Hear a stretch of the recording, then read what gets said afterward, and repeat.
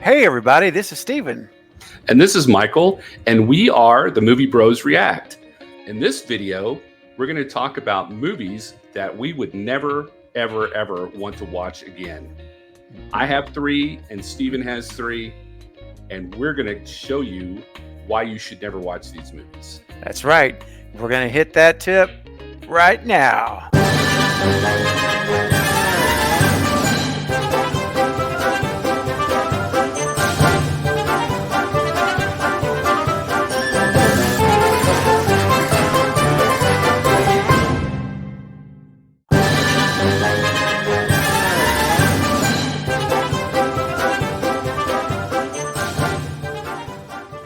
So, Steven, I know that in our long lives, we've seen lots and lots of movies.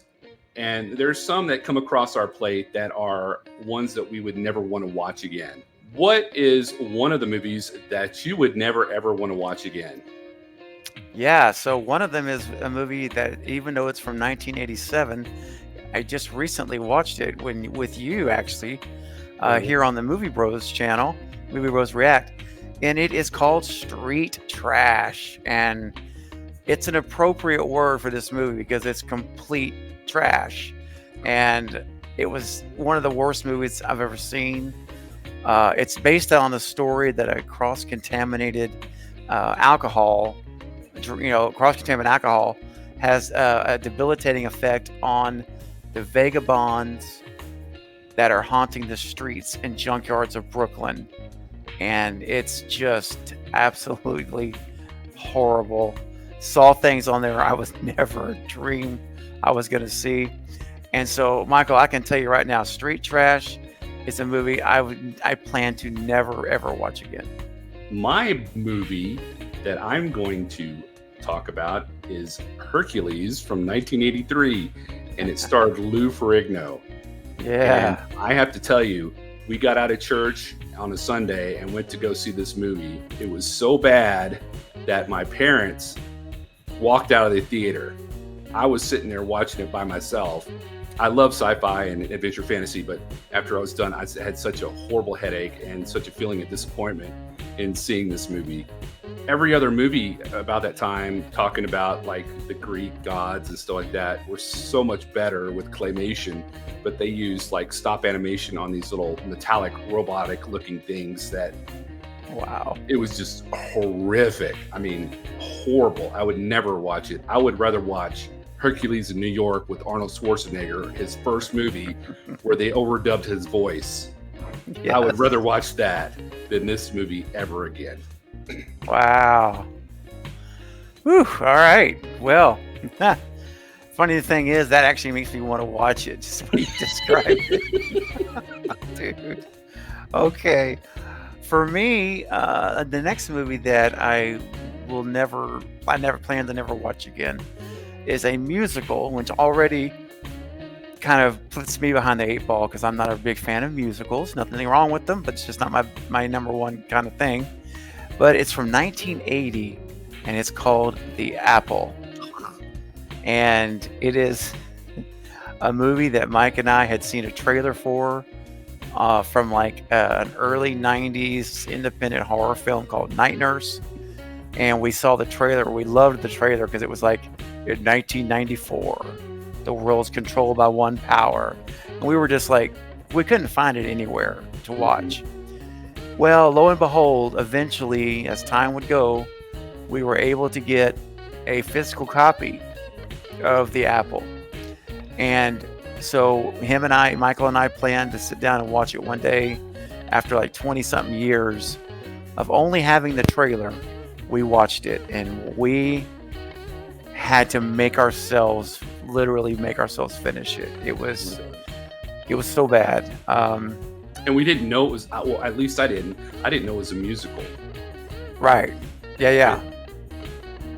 Well, that's even worse because, then you're expecting something else completely.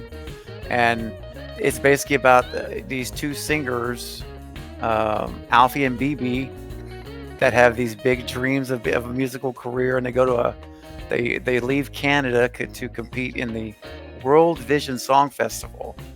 and the festival's organizer, Mr. Boogaloo, rigs the contest for others to win. He shows an interest in Alfie and BB, offering to sign them to like his label. But BB is taken in by the evil world of rock and roll. Mm. Alfie's determined to save her, even though Boogaloo says he owns both her and her soul. So yeah, that's the kind of what's going on in the movie. And yeah, anyway, The Apple from 1980, and I love Catherine Mary Stewart. This is one of her first movies, and you know, as far as her, she did great, but the movie itself, I don't ever plan to see it again, Mike. Me either. When you almost had a watch party on your channel, I got a strong, horrible pit in the bottom of my stomach, and I was like, is he actually going to do it? And you couldn't do it. I couldn't do it. That's right. I forgot about that. Sure did. I had it scheduled, and then I had to change it. I couldn't do it. Yeah. Wow. All right. Well, that. my second movie is a movie that came out in 2000, and it was with John Travolta, and it was called Battlefield Earth. Oh my gosh, dude. Do you know who directed that movie? Who? Roger Christian. Are you serious? What? Oh my gosh, dude. I just saw it. That's crazy. So this movie had a budget of $73 million. Wow. And it only made $29.7 million. Oh. It was a Warner Brothers distribution, and the description is, which I read the books. I've read the book like multiple times, probably about 4 or 5 times. It's a great book by Ron L. Hubbard. Awesome. In the year 3000, there are no countries, no cities. Earth is a wasteland. The man is an endangered species. As the leader of the evil Cyclos, Terrell and his race have taken over the world's natural resources and disregarded everyone and everything else. It's up to Johnny Goodboy Tyler, a brave human, to battle the Cyclos and restore normalcy to the world. I have to tell you that this movie was nothing like the book. I mean, the book was fantastic. You envision this wonderful battle and all these things that are going on. And the book is probably, I don't know, 3,000-4,000 pages long, and it's about this thick. And there's no way you could put a 2-hour movie to cover all that stuff. Yeah. And there was no character development, nothing, and it was just horrific. And they made John Travolta. He just looked like a human with green eyes, which these Cyclos in the book were like these 8-foot tall or 10-foot tall. Oh wow! Like hairy, like beast creatures that were intelligent, you know. So okay. Yeah, I would never, ever, ever suggest that to anybody. I mean, I love Roger Christian, but I'm sorry, this movie is just not. It's not one I would ever watch again. Hey, I mean that's fair, man. You know, it is what it is, bro. So not every even great directors don't always hit home runs, you know. Yeah. So that's okay. All right, man. Well, my third film, is from 2022, and it's called Unhuman. And this is a movie that was about 7 students that have to band together against a growing gang of unhuman savages. And their trust in each other gets tested to the limit in a brutal, horrifying fight to survive as they take down the murderous zombie creatures. It sounds really good. The premise right there is great. Unfortunately, sometimes the premise just doesn't deliver. And I'm not going to get into spoilers. All I'm going to tell you is that I was so disappointed, Michael, with this film and the twist that they tried to be, this clever twist. It just made me mad more than it did satisfy any kind of, oh, that's cool, you know, the kind of thing. Yeah, it was just a bunch of whiny people whining about everything, and it felt like just, well, I don't want to get us in trouble, but let's just say some of our younger generation today have a tendency to kind of, that I've observed, have this mentality. And so, yeah, it was just not a good movie. I'm sorry, it was not. Premise was good, but no, the rest of it, I just couldn't get into it, Mike, at all. Well, my final movie is, and you'll be shocked to hear this, seeing as my other channel is the Carbonite Jedi, but it is The Last Jedi from 2017, directed by Rian Johnson.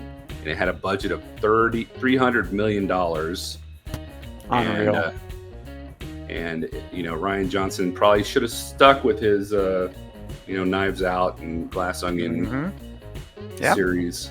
He did great in those, but he didn't really do much in this, in my opinion. If you haven't seen the movie, I'm going to spoil it for you. He kills Luke at the end, and I think that was the most lamest thing I'd ever seen in my life. I will never, ever, ever say that this was a good movie. You have lots of people coming out saying, "Oh, this is a masterpiece." In what parallel universe are you living in? You're killing off every single character. I mean, I know it's J.J. Abrams that killed off Han Solo and Princess Leia, but good Lord, you kill off Luke. Oh, don't get me started. Yeah. I'm just frustrated with this movie, because now, unless they retcon it, I'll never get to see Luke Skywalker again as a Jedi, or he might come back as a Force ghost in the new Rey movie, but I'll never get to see him again. J.J. Abrams went in there and writ in Palpatine at the very end. He had all that writer's discretion to write in Palpatine for his movie for The Rise of Skywalker. Why couldn't Rian Johnson have done something else besides killed off Luke Skywalker, which was the main reason I was watching the movie in the first place? That's right. That's what irritated me in the first one, is they only showed him for like 2 seconds. That's it. Look for Luke. Let's look for Luke, and they see him for like 2 seconds, and that's it. And then in the second one, they kill him off. It's awful. Right? Oh. Yeah. Okay, I need to calm down. I know, it gets frustrating, man. It really does. I'm so mad. Still, and that's 2017 when that happened. So, I almost didn't even go see The Rise of Skywalker, which was, a pretty flat movie too. It was, dude. I agree. So, I'll never go see the Last Jedi again. Ever. Nope. Ever. I mean, if my kids have it on, no, I don't think I'll even watch it then. I'll just walk away. Yep. Yeah. They'll just make you angry. Yeah. Yeah. So that's my 3. Nice. Well, there you go, guys. Those are 6 movies that we, the Movie Bros React, will never watch again. So if you have not seen any of those movies, look, I always say, make your own decision. But on these, we're going to say, don't waste your time. Just don't waste your time. Yeah, just trust me. There's more entertainment value for your time than these movies offer. Wish you had those 2.5 hours back. You sure will. It's just a waste. Go ahead and put down below movies that you will never watch again. I'd be interested to see what y'all have down there below, and maybe we'll discuss it on a live stream or something. It's always possible. Yeah. Don't forget also to smash the thumbs up button on this video. It really helps us out. And also, if you've not subscribed to our channel, we would greatly appreciate that, as we are growing the channel to reach our first 1,000 subscribers. We are getting closer and closer. So your subscription to us would help us get there. So we appreciate it. And of course, if you want to consider supporting the channel through our Patreon, we'd love to have you there as well. Patreon.com/The Movie Bros React. 176 more subscribers to hit 1,000. Until then, guys, thanks for watching, and we'll catch you on the next video or live stream. And one more time, this is Steven. And this is Michael, and we are The Movie Bros React.